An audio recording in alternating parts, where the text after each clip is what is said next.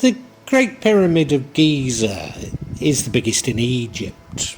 It was allegedly built in the 26th century BCE during a period of around 27 years. The pyramid is the oldest of the seventh wonders of the ancient world, and the only one to remain largely intact. It's been determined to be around 4,600 years old by its attribution to Khufu and his chronological age, based on archaeological and textual evidence, and via radiocarbon dating of organic material found in the pyramid and included in its mortar.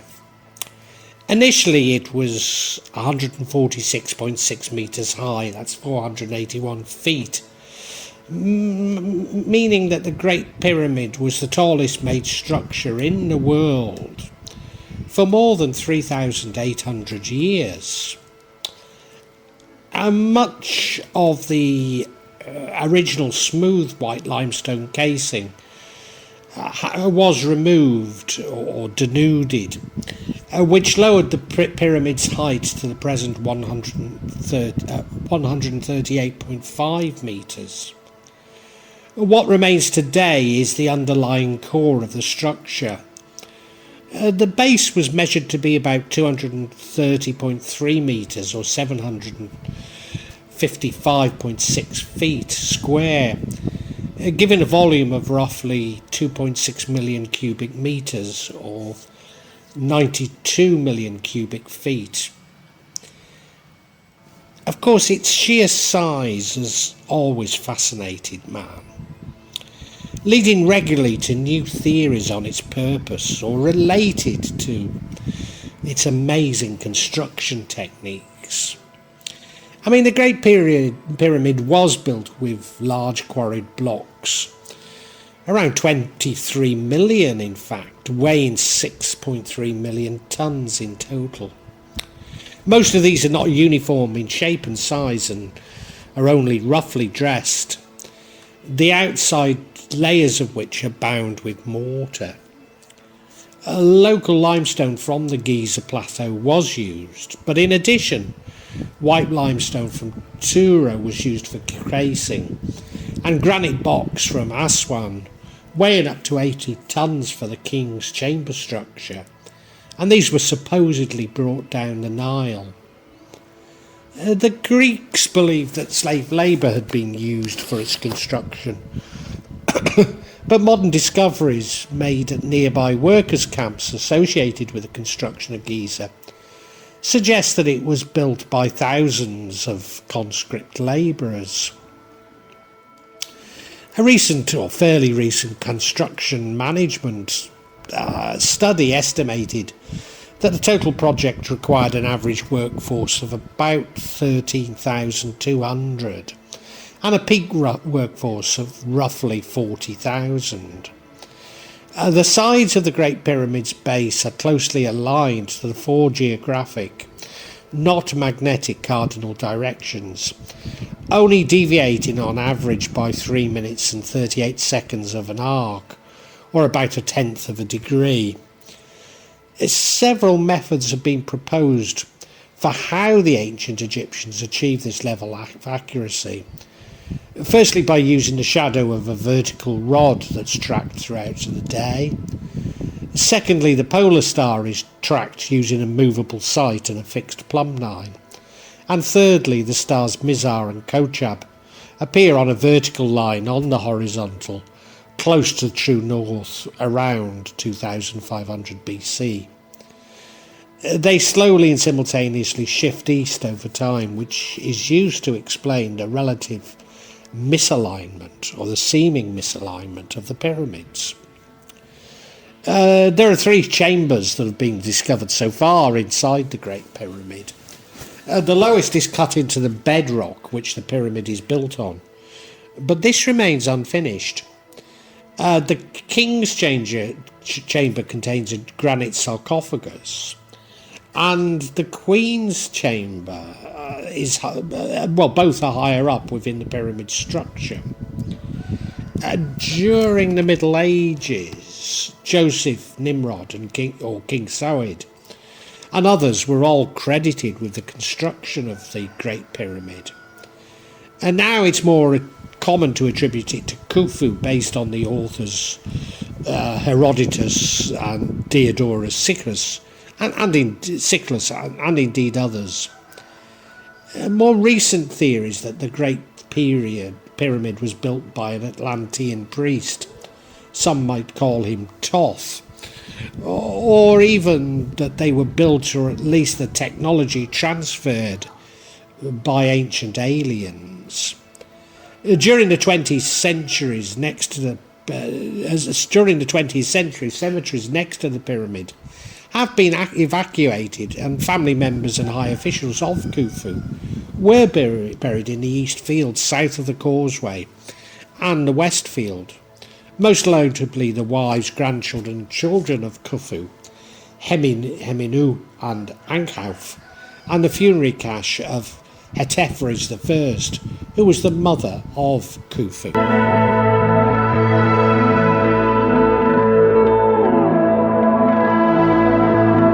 On the southern end of the east side of the Great Pyramid are four subsidiary pyramids, or were. The three that remain standing to almost full height are popularly known as the Queen's Pyramids. The fourth, smaller satellite pyramid was so ruined that its existence was not suspected until the first coasts of stones and latter the remains of the capstone were discovered during excavations in 1991-3. But there are at least 118 identified Egyptian pyramids. Approximately 80 were built within the Kingdom of Kush, now located in the modern country of Sudan. Of those located in modern-day Egypt, most were built as tombs for the country's pharaohs and their consorts during the Old and Middle Kingdom periods. The earliest known pyramids are found at Saqqara, northwest of Memphis, although at least one step pyramid-like structure has been found at Saqqara, dating from the First Dynasty, Mataba 3808, which has been attributed to the reign of the pharaoh Anedajib, with inscriptions and other archaeological remains of the period suggesting that there may have been others. The otherwise earliest amongst these is the Pyramid of Djoser, built circa 2630 to 2610 BCE during the Third Dynasty. This pyramid and its surrounding complex are generally considered to be the world's oldest monumental structure constructed of dressed masonry. Nevertheless, earlier sites in the Eastern Sahara revealed tumuli and megalithic monuments developed as early as 4700 BCE in the Sahara region of Niger. During pre-dynastic Egypt, tumuli were present at various locations. For example, Nakada and Helwan. The Nubian pyramids themselves were built by the rulers of the ancient Kushite kingdom, the area of the Nile Valley known as Nubia, which lies within the north of present-day Sudan, and was the site of the three Kushite kingdoms during antiquity. Heavily influenced by the Egyptians, Nubian kings built their own pyramids 1,000 years after Egyptian burial methods had changed. In Nubia, pyramids were built for the first time at El Qura in 751 BC. The Nubian-style pyramids emulated a form of Egyptian private elite family pyramid that was common during the New Kingdom. And there's actually twice as many Nubian pyramids still standing today as there are standing in Egypt itself. The pyramidal tomb of Askia Muhammad I, Emperor of Songhai in Gao complex stands over 4.24 hectares. That's 456,000 square feet, which constitute the mausoleum of the emperor, with 2 mosques and a cemetery. The pyramid measures 17 metres in height and has 2 levels.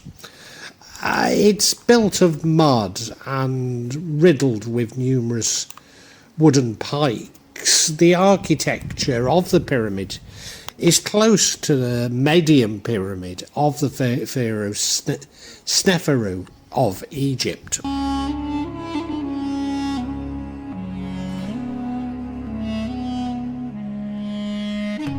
Traditionally, the Mesopotamians were seen as having the earliest pyramid structures, or ziggurats as they were called. Because they were constructed of sun-dried mud brick, little remains of them. Ziggurats were built by the Sumerians, Babylonians, Elamites, Akkadians and the Assyrians. Each ziggurat was part of a larger temple complex, and the precursor of the ziggurat were raised platforms that date from the Ubaid period during the 4th millennium BCE. One of the unique structures of the Igbo culture was the Nsude pyramids at the Nigerian town of Nsude. 10 pyramidal structures were built of clay, dried mud. The first base section was 50 feet in circumference and 3 feet in height. The next stack was 45 feet in circumference. And these circular stacks continued until it reached the top.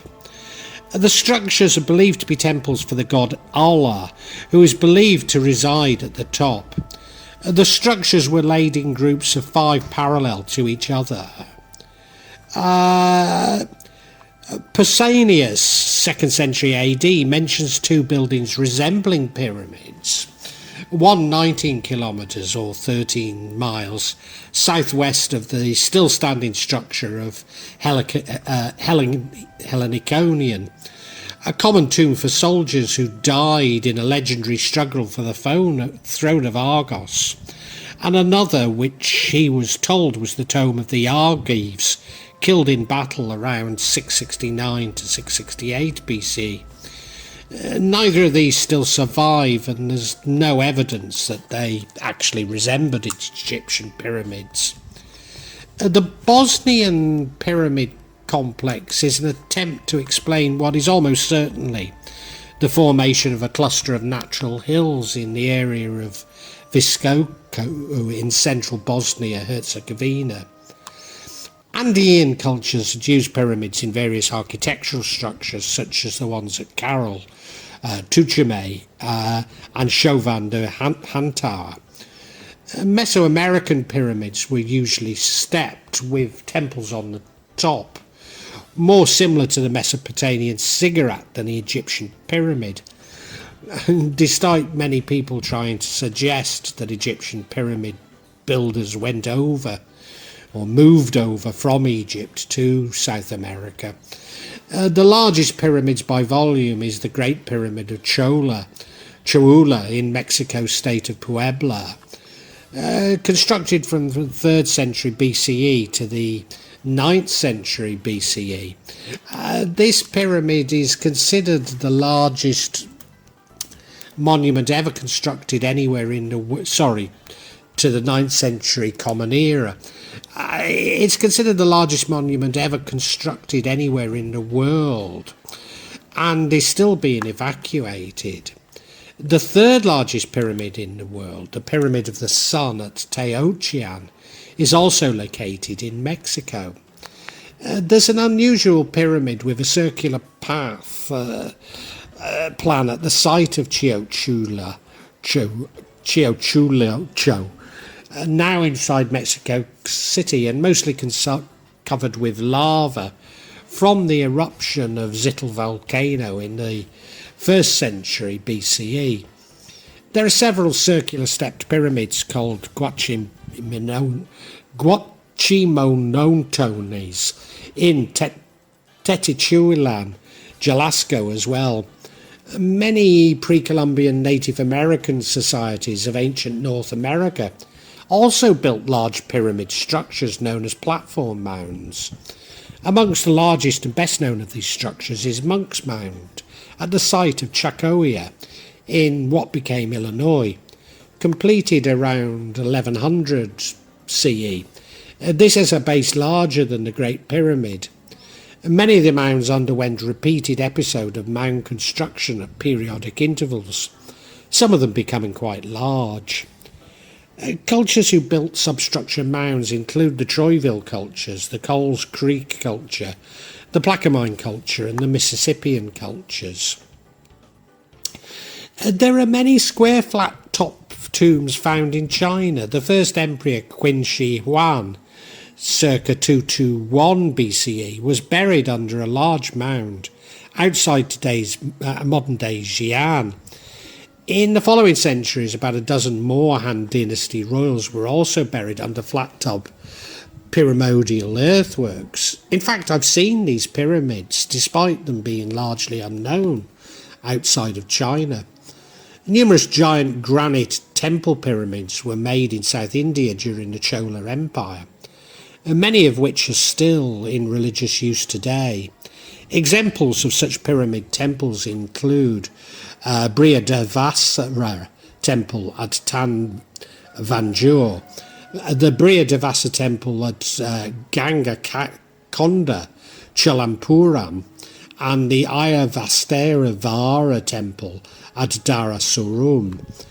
However, the temple pyramid that has the largest area is Rangan Thaswami temple in Sri Ranganam in Tamil Nadu. The Tanvanjore temple was built by Raja Chola in the 11th century. A megalithic culture in Indonesia also features earth and stone step pyramid structures, such as Tujuh Gede at Pangumyangungan near Chislok, and in Chiprea near Kuningan. These tend to be concentrated in West Java or Sunda, which is also where Gunung Padang can be found. Gunung Padang is a megalithic site located in Karamukti, Champaka, located at 885 metres or 2,904 feet above sea level. The site covers a hill and an extinct volcano in a series of 5 terraces bordered by retaining walls of stone that are accessed by 370 successive andesite steps, rising about 95 metres. It's covered with massive hexagonal stone columns of volcanic origin.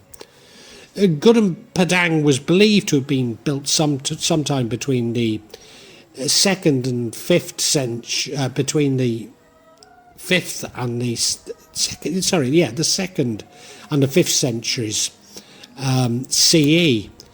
But georadar suggests a much earlier date, that of the 8th to 6th century BCE.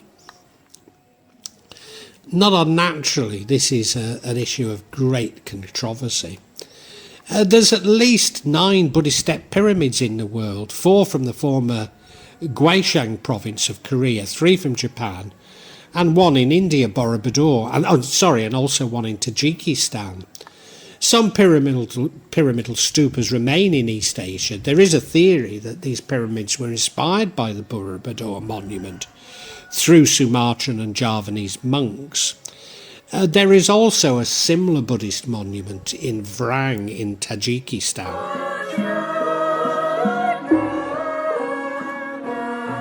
Given the massive interest in the Great Pyramid, it's always been the subject of speculation as to its purpose. While it's traditionally seen as a tomb, this is regularly challenged. As no body has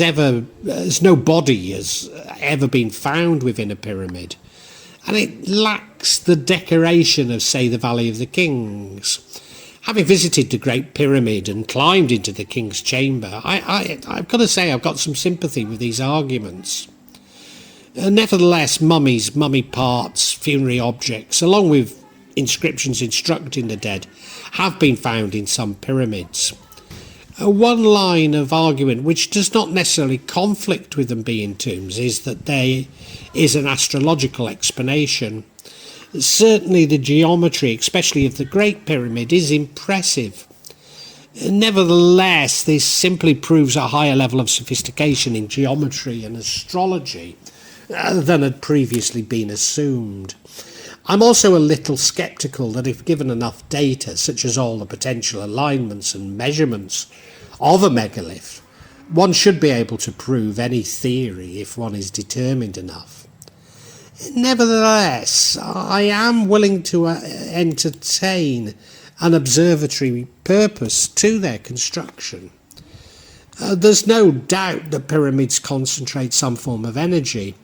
For example, it's claimed that a razor blade placed on a pyramid will not go blunt. It's also claimed that this power is capable of restoring people to good health.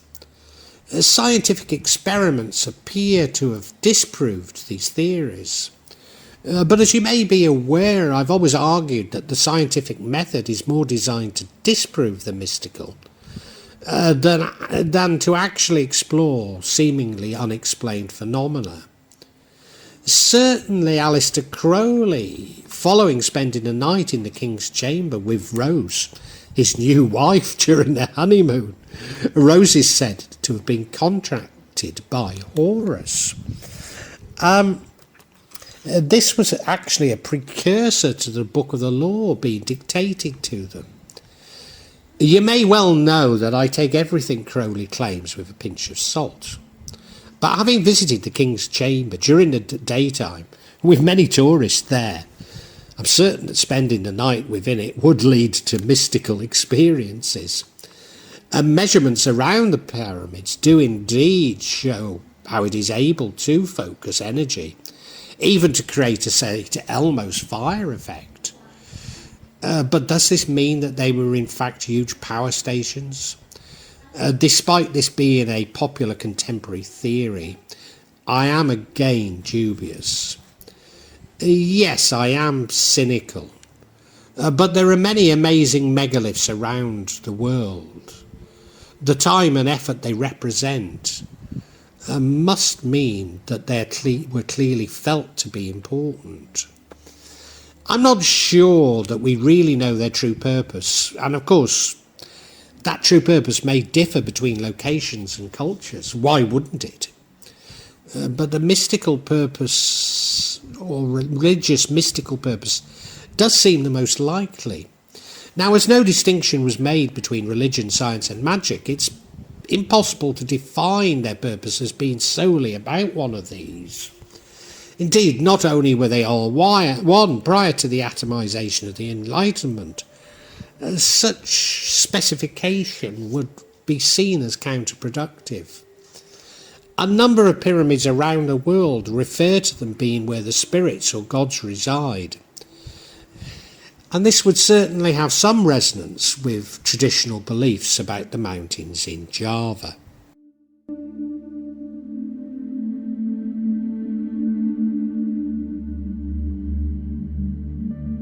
Given the contemporary interest in pyramids, it's unsurprising to find numerous examples of modern pyramid building. In fact, they're so numerous that it wouldn't be practical to name all, but some notable examples would include the Louvre Pyramid in Paris, France. In the court of the Louvre Museum is a 20.6 metre, about 70-foot glass structure, and this acts as the entrance to the museum. The Luxor Hotel in Las Vegas, United States, is a 30-storey true pyramid with light beaming from the top.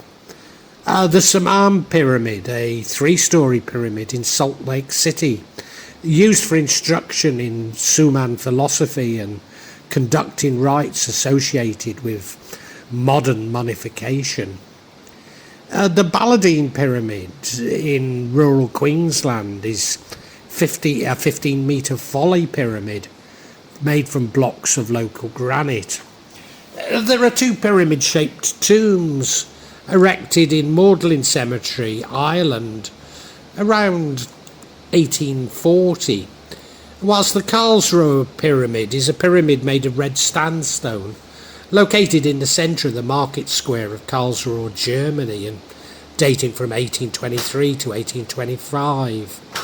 The pyramids of Guimar, Tenerife, refer to 6 rectangular pyramid-shaped terraces, built from lava stone without the use of mortar. These structures have been dated to the 19th century, and their original function is believed to have been a byproduct of contemporary agricultural techniques. The Forum of Expo Center Business Exhibition Complex in Russia is another example, as is the 105-storey Royong Hotel in Pyongyang, Northern Korea.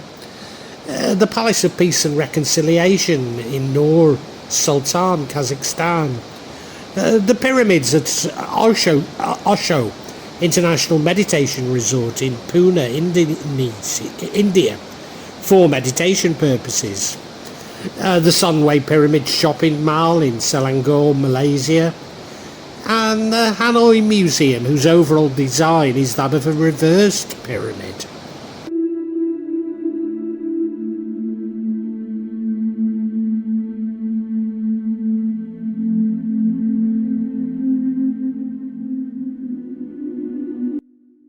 But maybe the most enduring modern day pyramid is not physical, is not bricks and mortars, but ephemeral, a theoretical structure, even a financial structure. I mean, you've got to forgive me because I use the terms economic bubble, Ponzi scheme, pyramid schemes, multi-level marketing almost interchangeably. Because to me they all are. They all use false promises to part the individual from their capital. But within US law, some are seen as natural, some completely legal, and others illegal. So I probably do need to add a degree of precision, albeit I'm sure you knew what I meant. Tulip mania was a period during the Dutch Golden Age when future contract prices for some fashionable bulbs reached extraordinarily high levels. It's probably the first recorded speculative bubble or asset bubble in history. But tulip mania was actually more of a socio-economic phenomenon. Maybe they all are. Than a significant economic crisis, as it had limited influence on the prosperity of the Dutch Republic. And maybe again, aren't they all? In 1711 to 1720, the British South Sea Bubble was amongst the earliest modern financial crises. The metaphor indicated that the price of stock was inflated and fragile, expanded, based on nothing but air, vulnerable to a sudden burst, and that's exactly what happened. An equity bubble is characterised by tangible investments and the unsustainable desire to satisfy a legitimate market in high demand. These kind of bubbles are characterised by easy liquidity, tangible and real assets, and actual innovation. Instances of an equity bubble are the tulip mania and the dot-com bubble. A debt bubble is characterised by intangible, credit-based investments with little ability to satisfy growing demand in a non-existent market. These bubbles are not backed by real assets, but are based on frivolous lending in the hope of returning a profit or security. These bubbles usually end in debt deflation, causing bank runs or a currency crisis, and when the government can no longer maintain the fiat currency. Examples of the 1920s stock market bubble, which caused the Great Depression, and the United States housing bubble, which caused the Great Recession. Nevertheless, there's some evidence that many ancient empires ended, at least partially, with a debt bubble, including probably Greece and Rome. Sarah Howe in 1879 in Boston created the Ladies' Deposit to help invest money for women. In fact, it was a Ponzi scheme, predating Charles Ponzi himself. Now, Ponzi schemes are investment cons that work by robbing one investor to pay another. They may not necessarily adopt a pyramid scheme's hierarchical structure, but they do promise high returns to existing investors. Ponzi schemes typically involve a single investment only from investors. Then investors wait for the promised return of their money. This is provided by new money from other investors persuaded to take part in by the leader of the scheme. Most Ponzi participants end up losing everything as the money for this sort of scheme dries up. Pyramid schemes, however, are named because of their compensation structures resemble a pyramid. A pyramid starts with a single point with an original member and becomes progressively wider toward the bottom as people are recruited by every level of recruits. A pyramid scheme takes earnings from all recruited partners on lower levels of an organisation to participants on higher levels. Pyramid schemes rely on income from recruitment fees and not, as participants may believe, from the sale of actual goods or services.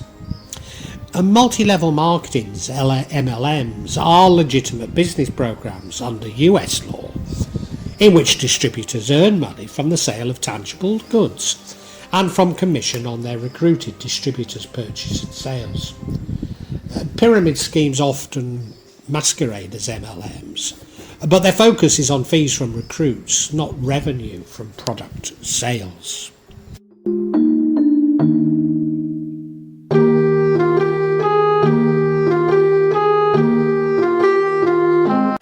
We're fascinated by ancient pyramids.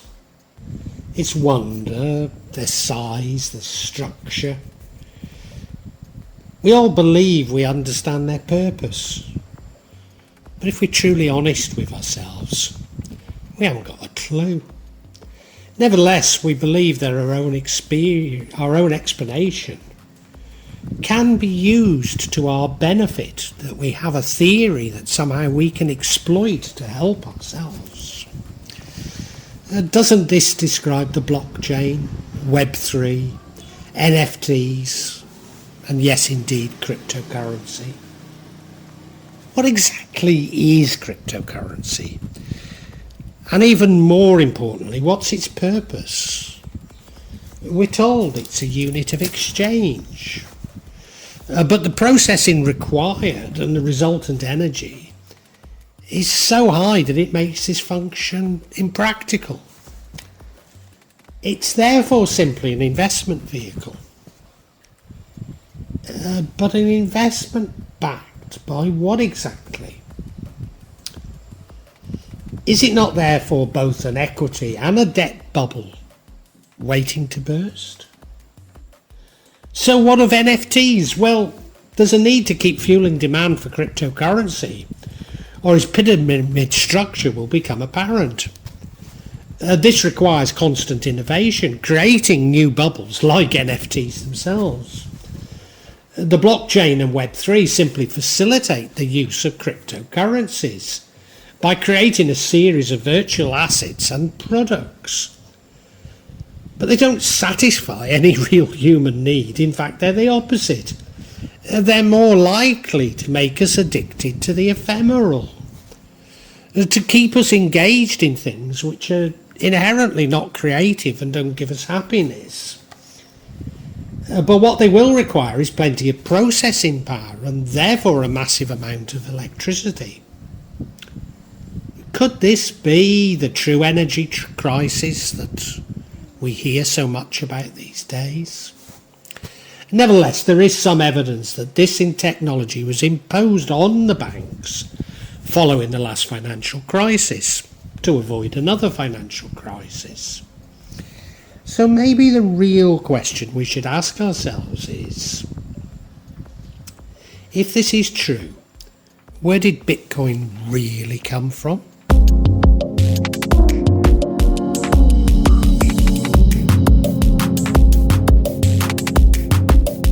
Now, most countries are developing central bank digital currencies.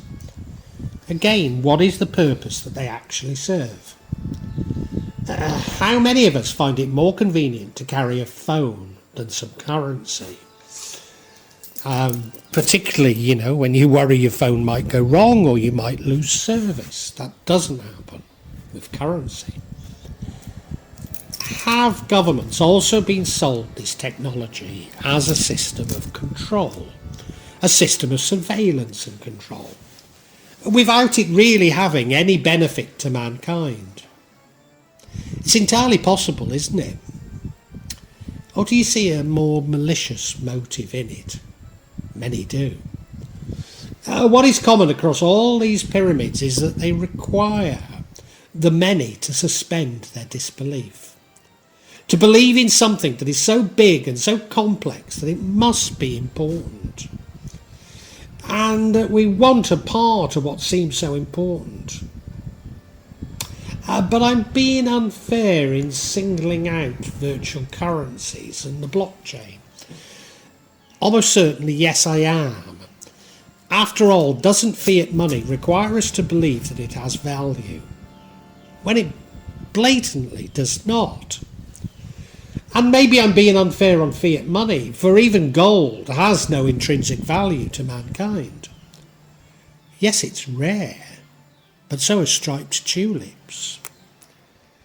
But then maybe we need to question the real value of the economy as a whole, and its purpose, even government and its purpose. Like pyramids, we wonder at their size and structure. We believe that they have a purpose locked within their complexity. But if pushed, we'd be hard-pressed to describe what this purpose is. Of course, we've all been conditioned with notions that we need money or we'd have to barter. We need economies for the efficient distribution of resources. And we need government, or there would be anarchy. And maybe it is this last notion that's the most revealing. For anarchy is the opposite of government. But yet again, we're not allowed to have any real concept of what it is. So everything we seem to attach so much importance to, when we really think about it, has no importance at all. That its only utility is if we believe the myth. And we hold on to the myth that such things are important. For we cannot bear to think of life without them. Maybe even cannot think of life